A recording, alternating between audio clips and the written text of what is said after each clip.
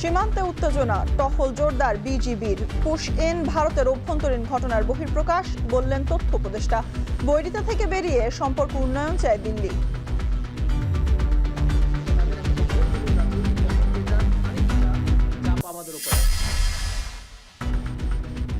নতুন উদ্যোক্তাদের জন্য 500 কোটি টাকার বিশেষ তহবিল গঠন, সংসদে অর্থমন্ত্রী। 4% সুদে 35 লাখ টাকা পর্যন্ত ঋণের সুযোগ।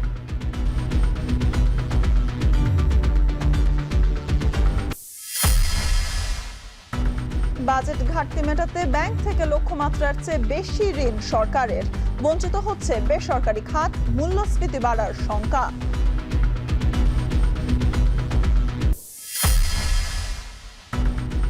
তীব্র তারল্য সংকটে ইসলামী ব্যাংক। এক মাসে প্রায় 8,000 কোটি টাকা তুলেছেন গ্রাহকরা।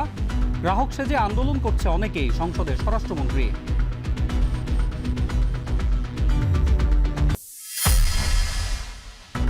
শীতাতপ ব্যবস্থা নষ্ট থাকায় ঢাকা মেডিকেল মর্গে মরদেহ পৌঁছে দুর্গন্ধ।